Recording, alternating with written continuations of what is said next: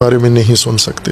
یہی تو سوال ہے علامہ صاحب کہ جو شخصیات جن کے فالوورز ہیں آپ کے شیعہ حضرات، انہوں نے تو کبھی توہین نہیں کی، گستاخی نہیں کی، مگر شیعہ حضرات غالباً توہین جو آپ نے بتایا معروف اس حوالے سے. اب یہاں سے میں پوچھوں گا بھی اور میں چاہتا ہوں ربط رہے، اگر ایسا نہیں ہے اور یہ تعارف نہیں ہے تو پھر یہ تبرہ نامی کیا شے ہے؟ یہ تبرہ کیا ہوتا ہے؟ تبرہ تو ایک واجب قرآنی ہے. قرآن کریم میں اللہ تبارک و تعالیٰ نے خود بھی تبرہ کیا ہے اور رسول اللہ کو حکم دیا ہے اور مومنین کو حکم دیا ہے. ان اللہ بری من المشرکین و رسولہ، اللہ بری ہے. اور اسی طرح حضرت ابراہیم خلیل علیہ الصلاۃ والسلام نے جب اعلان کیا کہ میں تبرہ اختیار کرتا ہوں، براءت اختیار کرتا ہوں، دوری آزر اور بت پرستی اور وہ شرک سے.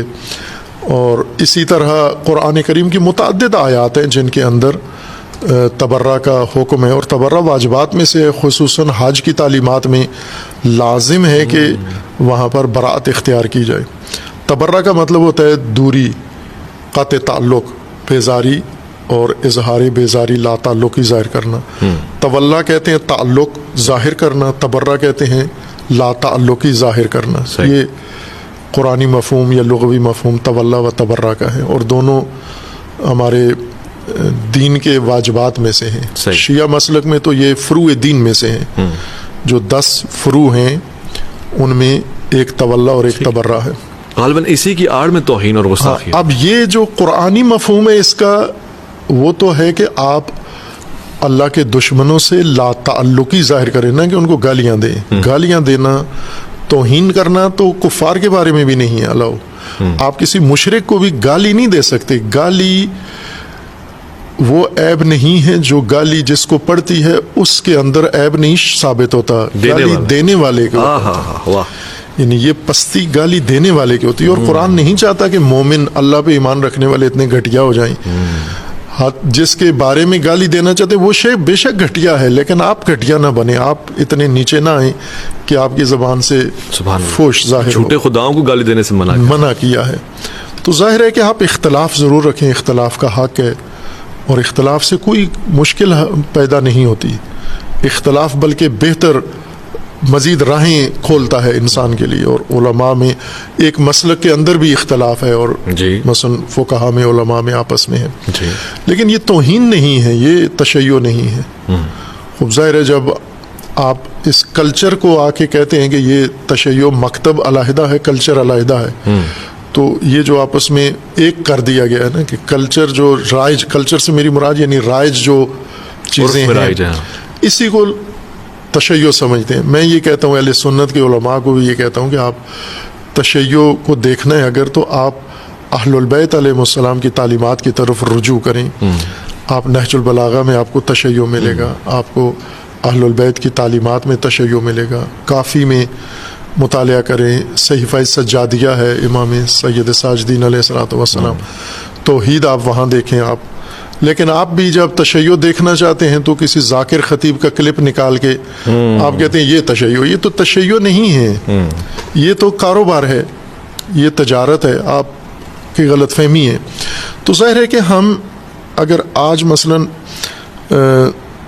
نکالنا چاہتے ہیں، ہم اپنی پوری قوم کو اس مخمصے سے نکالنا چاہتے ہیں، تو جن مشکلات میں یہ گھرے ہوئے ہیں تو پہلے وہاں سے نکالیں. تو میں خود بحیثیت شیعہ مسلمان اپنے آپ کو ذمہ دار سمجھتا ہوں کہ سب سے پہلے میں تشیع کو اس مخمصے سے نکالوں. اگر میں تشیع کو نہ نکال سکا تو میں دعویٰ کروں میں امت کو نکالوں گا، میں پاکستان کو نکالوں گا، میں فلاں. تو آپ پہلے اپنے گھر کو تو نکالیں نا مخمصے سے جس میں ہیں. یہ مثلا ہم دیکھیں، پہلے اپنی کمزوریاں پکڑیں. آیا تشیع کے پاس علمی بنیادیں کتنی مضبوط ہیں، نظریاتی بنیادیں کتنی مضبوط ہیں، اور باقی جو ایک مکتب کے لیے، ایک سسٹم کے لیے جو انفراسٹرکچر ہوتا ہے وہ کتنی مضبوط ہیں.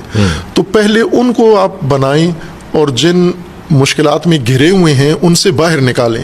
مثلا پہلی کوشش یہ ہوتی ہے نا کہ آپ چاہتے ہیں کہ آپ کا خاندان، جیسے ہمارے پنجاب میں یا دیگر علاقوں میں یہ کلچر ہے کہ کچھ خاندان آپس میں دشمنیوں کی وجہ سے تھانے کچہریوں اور عدالتوں میں الجھے ہوتے ہیں، نسل اندر نسل.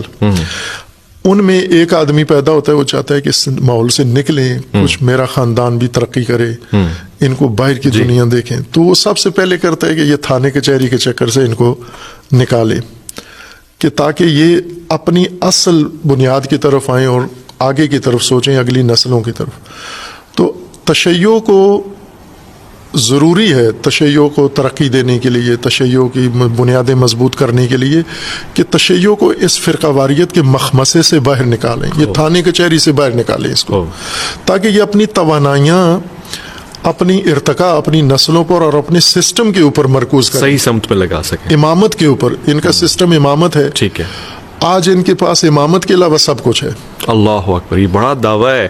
میں سمجھ اس لیے پا رہا ہوں کہ بہت سے لوگ، خواتین و حضرات، عزیز و جانبن، اعتراضات کرتے ہیں، وہ پڑھتے ہیں دین اسلام کو، قرآن سے متاثر ہو جاتے ہیں، جب سنت کو دیکھتے ہیں سنتے ہیں متاثر ہو جاتے ہیں، مگر وہ کہتے ہیں یہ جو کتابوں میں ہے وہ عمل میں مسلمان کہاں ہے؟ غالباً علامہ صاحب یہی کہنا چاہ رہے ہیں کہ وہ جو حوالہ اہل بیت کا ہے وہ تشیع ہے، مگر جو نظر آ رہا ہے وہ رائج ہے۔ وقت میں ایک مختصر سے وقفہ ہے۔